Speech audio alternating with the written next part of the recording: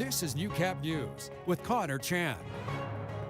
Good evening and thank you for joining us. We start with breaking news. Lloydminster fire crews are currently on scene at a grass fire near 44th Street and 75th Avenue.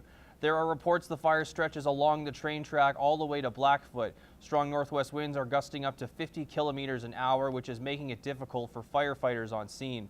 Blackfoot fire crews are also on scene. Traffic is being affected in multiple areas, and we will have more information as it becomes available.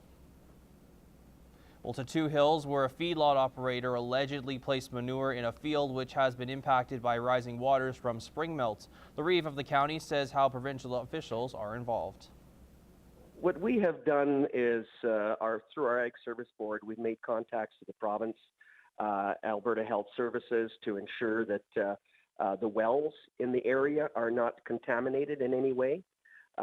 This way we can be sure that future potential problems don't arise with our ratepayers or anybody using the subsurface water. While the county is attempting to secure the surface and groundwater, the Reeve says Alberta Health Services is out checking wells in areas of concern. Also, the Natural Resources Conservation Board are continuing their investigation. The NRCB have received 5 complaints since April 25th. As water levels recede, the investigation will ramp up. Well, Council approved multiple contracts for infrastructure projects this week. One that was delayed from last year was the Downtown Area Redevelopment Project. O2 Planning and Design Incorporated from Calgary will move forward after originally being awarded the project in 2016 before strategic priorities changed. Our council felt that we didn't have enough information, so it was defeated at that time. The contract is just short of $150,000, a tiny bit under budget. Council and myself are both excited waiting, as well as community members and people downtown that will have the input to the consultant, and we'll look forward to the report that comes forward. Administration is currently working on an advisory board structure to replace the dissolved Business Improvement District. City Council approved the FCSS allocations for the Lottery's Community Grant Program. The program helps in the development of sports, culture, and recreation programs by providing funds to nonprofit community organizations operated by volunteers. More than $65,000 will go to community groups, with $10,000 each going to the Interval Home Society and the Lloydminster Area Drug Strategy. We've got a really great group of community advocates that are helping to make that decision, and we really value their input, and that's why we approved all of their recommendations today. Council authorized the FCSS committee to relocate any unused or returned funds. There will be more money in 2019. We also have more requests than money we have today or will have in 2019, but we'll endeavor working with our committee to ensure that that money gets properly allocated and used to benefit our city. 19 applications were received with more than $150,000 in requests for funding. When you see news happening, let us know. Grab your phone and hit record and become part of the Newcap News team. It could make you $100 richer. If you capture news happening, drop us an email at tvnews@newcap.ca. Welcome back. The City of Lloydminster begins street sweeping at 6 a.m. Monday morning.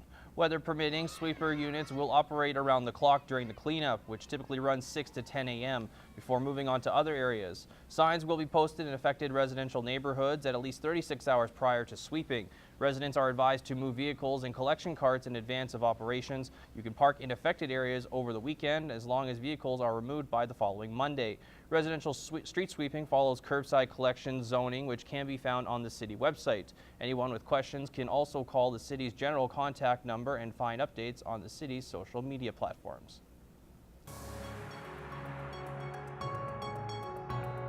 This is Newcap Sports. Members of both Holy Rosary and Lloydminster comprehensive football programs are being given the chance of a lifetime. But as Lance Phillips explains, it didn't come without hard work. After 4 camps spanning 4 months, Football Alberta selected its players to represent the province at the upcoming U18 and U17 championships in July and August, respectively.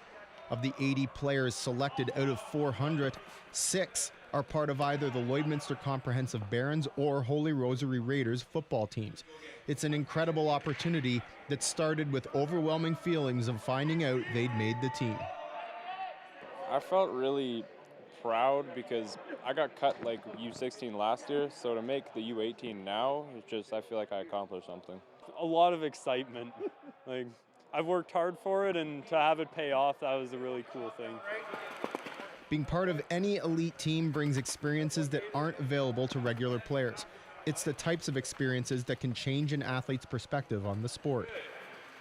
I like the fact that it was like a long process. I like the fact because it really just shows like how much the coaches care about the U18. I feel like I learned a lot. Like the coaches there helped me like a lot.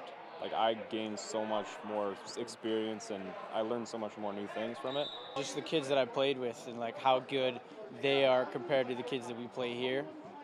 You know, and yeah, it's a big grouping of really big and good kids.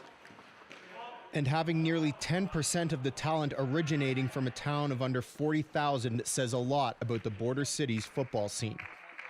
I think it shows that football in Lloydminster is actually growing. Like, you know, I imagine it started out really small, and it just shows like how the Holy program and like the comp program and Red Dogs and everything is just uplifting and making names for us here in Lloyd. Kids are committed. Kids are finding their sport and they're working hard. You watch it out here. I'll just say a kid like Matthew Moore, and watching him work and practice, he works hard in practice. He just doesn't sit back and let his talent take over. He works, and I think kids kind of follow that mentality. Now the door to a possible career in football is being opened for all of these players, and the light on the other side is bright.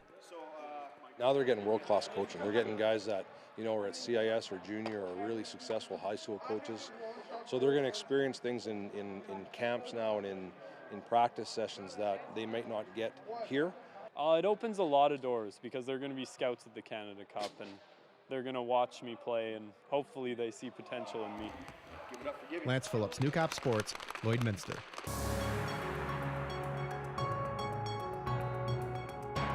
This is Newcap weather with Gerard Lampa.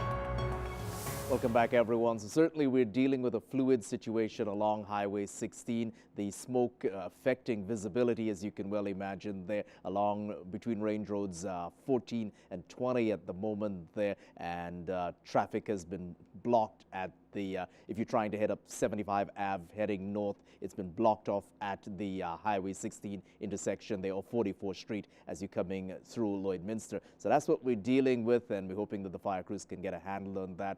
Blackfoot, they're also trying to get a handle on it where it is in their area. And let's see why the winds have been so strong during the course of the afternoon from since just after 2 o'clock as we look at it here, and you can see that definite push of the jet stream into our region ahead of the 20-degree weather that we are expecting this weekend. The high pressure that's responsible for all of that, you can see largely clearing out skies, but of course this graphic is not factoring the smoke that's in from those fires that are taking place along basically the train track area there just north of Highway 16 in the vicinity of 75th Ave and tracking into the Blackfoot area there. So fire crews are out and working on it, but this is what they are dealing with, and that high pressure is pushing west and northwesterly winds that have picked up during the course of the afternoon. What are those temperatures going to be like come tomorrow?